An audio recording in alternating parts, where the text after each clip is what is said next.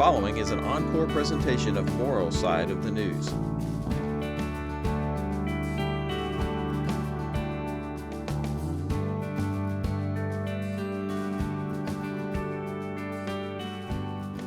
Hello, welcome to Moral Side of the News, our weekly discussion of today's top stories from a moral, ethical, and religious point of view. I'm Shawn Kaelin with the WHAS Crusade for Children. We've been doing this show since 1948 on radio and 1952 on television. We're here again this week to examine the moral side of the news. Joining me today, a distinguished panel of local religious leaders, Reverend Dr. George Wasson, Faithpoint Church, Reverend Dr. Kilen Gray, Creative Spirits, Behavioral Health, Father Toan, Epiphany Catholic Church, Reverend Harriett Akins-Banman, New Albany Centenary United Methodist Church, and Rabbi Stan Miles, Louisville Melton School. We begin this week with a tragic crash of UPS Flight 2976. Tonight in Louisville, a search for answers after the left engine of this UPS cargo jet carrying nearly 250,000 pounds of fuel broke away as the plane was taking off, killing all 3 on board and at least 9 on the ground, including a child. Oh my God! NTSB investigators say they found the plane's black boxes and they're poring over videos showing UPS Flight 2976 bound for Honolulu barreling down the runway with its left engine on fire Tuesday. And we have viewed airport CCTV security coverage, which shows the left engine detaching from the wing during the takeoff roll. As the aircraft begins to rotate and tries to gain altitude, we see sparks coming out of the center engine, which suggests that some of the debris may have damaged the second engine.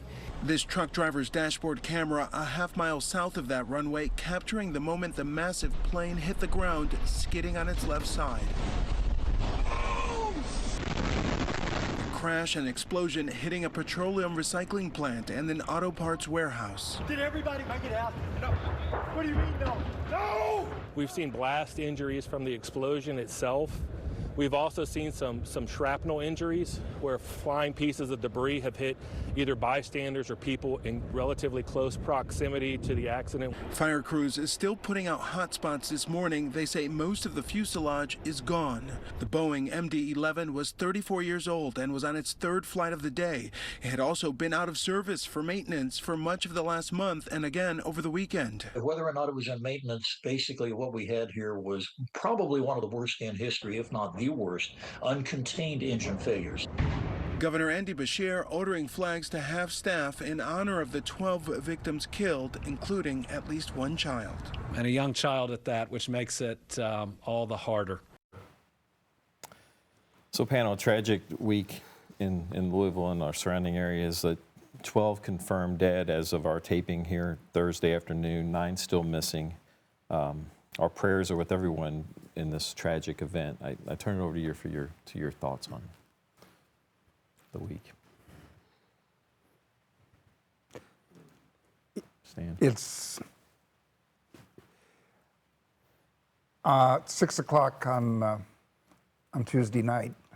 Every Tuesday night I conduct the evening service at my synagogue, the synagogue I belong to, and I was heading there, and all of a sudden, this is an Apple Watch, and if you have one, and there's an emergency, it's sort of like from Deuteronomy, the blessing and the curse.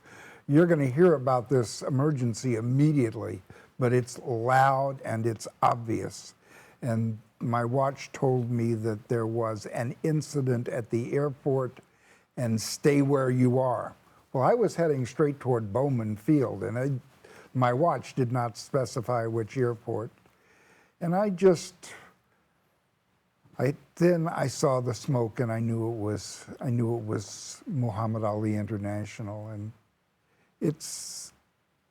I was just praying that miraculously there be no loss of life. And in fact, if the plane had been on the other runways, it would have been even more horrific and even more deadly than it was. And of course, the loss of one human life is a tragedy, or any human life is a tragedy. But I just hope that in the investigation of this catastrophe, they will discover ways to prevent a catastrophe of this nature from happening again. Yeah, on that same day, we talked about the phone, which is also an Apple phone, from 6 until about 11:30, there was at least 8 or 9 different emergency calls, and it continued until the next morning. As I put my thought and reflection in this tragedy as the death tolls continue to be informed to us. Not that I've never heard or experienced deaths before, but because it's so close to where we are, unlike in other cities and places, I put myself in those family or family members that has a loved one lost without knowing anything in advance, let alone a child in this case. And the news we just watched here, and we all sharing that the same aircraft, the plane was in maintenance most part of the months before, and I wonder why they didn't see it. So those two things just now popped in my mind, and I just could not fathom that if it were one of my family, it would have been more than just catastrophic. It's devastating. And yeah, I would have lost all of my sense of directions and so on. It's like we're all holding our breath. Mm-hmm. It's what it feels like, this collective, oh my goodness kind of moment. And as we continue to hear the news and wait, and what I find at least troubling for me is continuing to watch the news and to see the scene over and over, just thinking, oh my goodness, we know what's occurring in that moment. We know that life is ending, and others are wondering, where are my loved ones and what next, and how do I move forward? And it's very sobering. And so there just seems to be this collective grief we're all in the moment.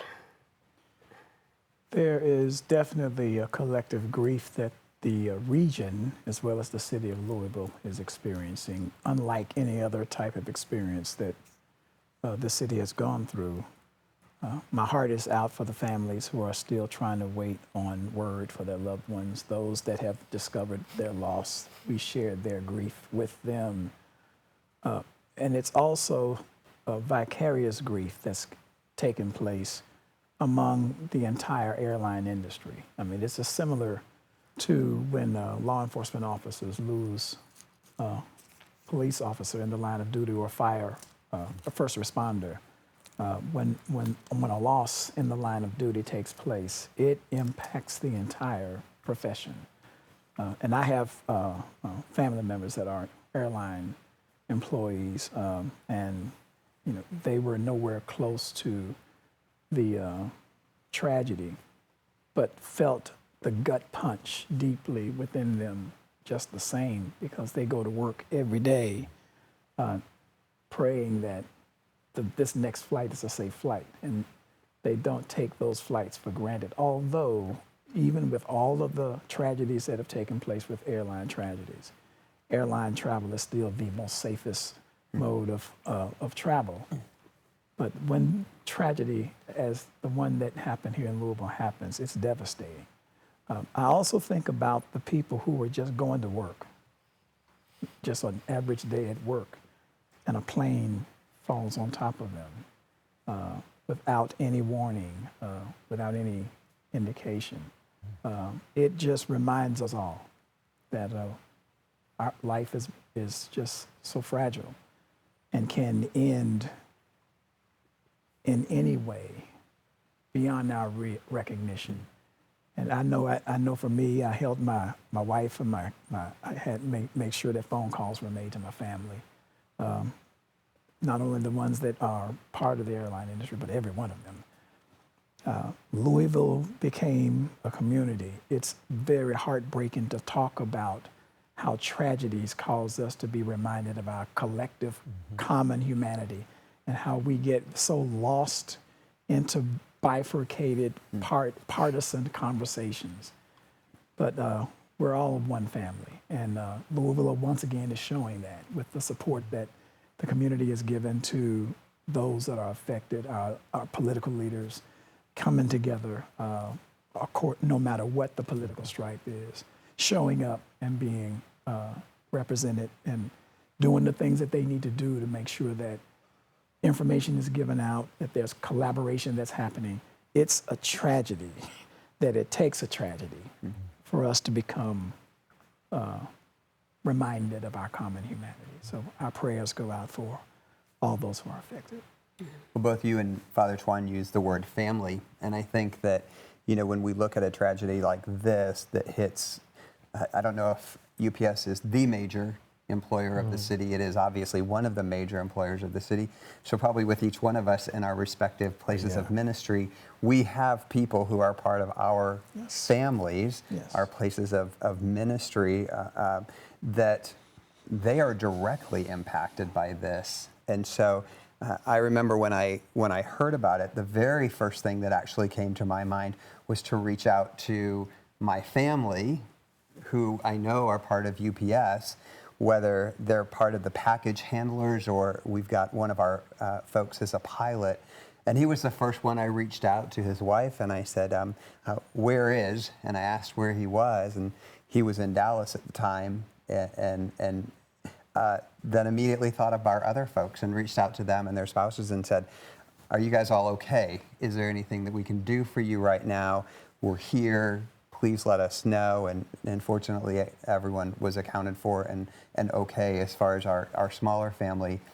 But I love the metaphor that our collectiveness creates this family, that we do get to tear down the walls of partisanship and the things that actually do so easily divide us, where we actually can come together for the good of and for help and to try to make a difference in people's lives, to be there for them. But it just reinforces to me such a key aspect of being a part of a family that is connected in a greater sort of way, which are places of ministry. That's what we're supposed to be, right? And we get to be that with one another. And so those were some of my initial thoughts. But even, Harriett, when you were saying this collective, I think that was representative of right when we saw the video. And Shawn, you said, what'd you all think? And it's just silence, because we're like, wow, that's right. We're ministry leaders. And this takes us aback as well, because it's really tough. We can't take life for granted. None of us, never. It's a blessing to be cherished. You know, I find that in the last few years, when I exit a situation, whether it's being with a friend or a family member or whatever, my last two words to them are, if it's someone I know, a friend, be safe. If it's a family member, I love you, be safe. It's a great segue, George, to the second topic I'd like to get to with us today. And we're such a tight-knit community in Louisville, and chances are everyone in your all's communities knows someone impacted. There's probably many folks listening and watching this program right now know someone directly impacted. I mean, the degrees of separation in Louisville, you know, probably 3. So many want to help. They struggle with what to say or what to do in the moment. So really, what's your message to them? I'd like to set this up with a clip from Deacon Greg Gitchner, who's a panelist on this show. He was on our newscast the other night, and this is what he had to say about that. You have said this consistently as you've joined us over the many years, is that if you're thinking that it may not be appropriate to say somebody who is hurting, forget that. Let them know you care. Absolutely, yeah. You know, and like I said a minute ago, just don't say, hey, let me know if there's anything I can do for you. That's an easy way out. Just say, hey, I'm going to check with you tomorrow, or I'm going to bring some food over, or can my kids take your kids to the movies, or help out like that, you know. So, you know, do something what you can to help them get through it, because a friend of mine, he passed away, and I check on his widow constantly. And, you know, and my other friends were like, I don't know what to say to her, you know. But that's just it. She just appreciates so much just reaching out or sending a text. And I think that's the human nature, you know, that people care, and, you know, they just haven't forgotten you. So a great message there. And so I'd like your all's thoughts on the same topic. How do we comfort those, not only who are in the tragedy, but those who want to help those? And so the appropriate thing to say is there's the immediacy of the event, right, that we see. And I appreciate one of the things that he said about that widow, that he keeps checking with them, because the folks who I've reached out to, you know, it's that recognition. One of them texted back to me and said, today's really tough. The next few days are going to get harder. Just recognizing that there is that continual reverb effect of tragedy, that it's not just the moment, but it's the moments that follow after that. And for us, you know, one of the biggest pieces is what we would just call the ministry of presence, right? That we're there. And yes, when we can say things like, hey, I'm going to pick your kids up from school, or I'm going to do this for you, or you show up with groceries, or you do something, instead of saying, well, if there's anything I can do for you, let me know, because most of us are going to say, okay, thanks, and we're not going to ask. But I really appreciated that great reminder of there are just those random acts of kindness, as we all know that phrase, right, that we use, that there are things that we can tangibly do if we just take it upon ourselves to do them. That was so beautifully proactive, the way he did that. That was perfect. You know, in Jewish tradition, dealing with mourners, when we go into a situation dealing with mourners during the mourning period, which for us is after the funeral for a week, according to our tradition, we go in, we acknowledge the mourner maybe by a hug or a touch, but we don't say anything initially. We wait for the mourner to speak. And then from what the mourner says to us, we're on the road to attempting to help that person. But and sometimes not words, there are no words, but there are feelings. Yes. I find two pieces really helpful, and it piggybacks on what you just said, and that is to offer the shared silence space that becomes sacred, that I don't have to fill words trying to comfort someone, but just to be present and to hear whatever story they need to speak or not speak, or whatever emotion that the tears or ranting or raving. And then the other piece is to, when it seems appropriate and we feel that nudge to do something that might be a little out of our comfort zone, my experience has been to say, let's walk.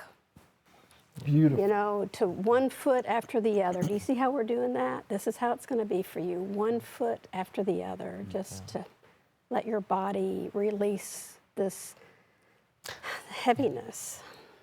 I'm going to go one step further or outside. As we all here are ministers to our peoples in the different churches, different synagogues, and so on, we are in the business of healing.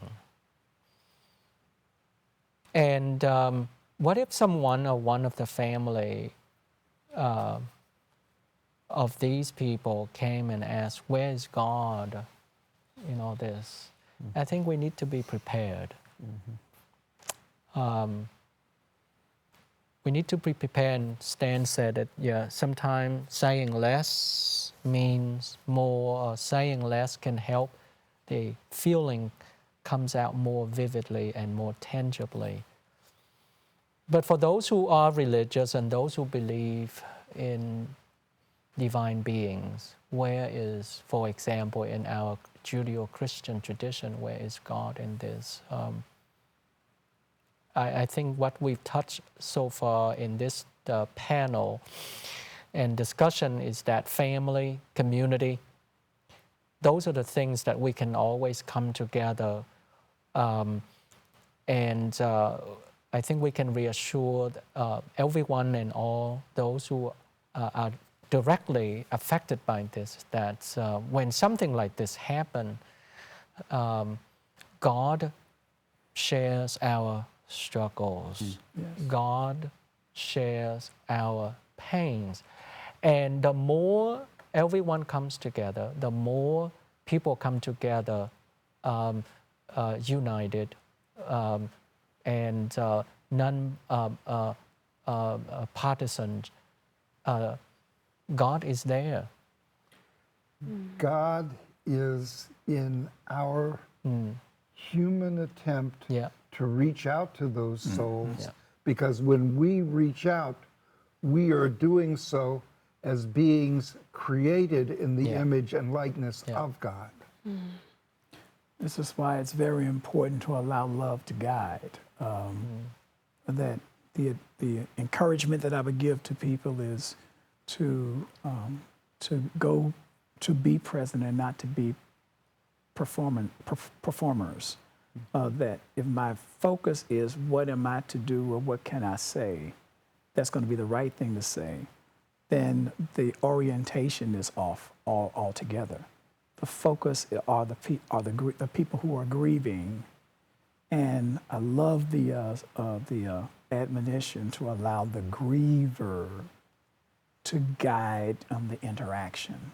And many times, sacred presence is the greatest gift that you can give to someone.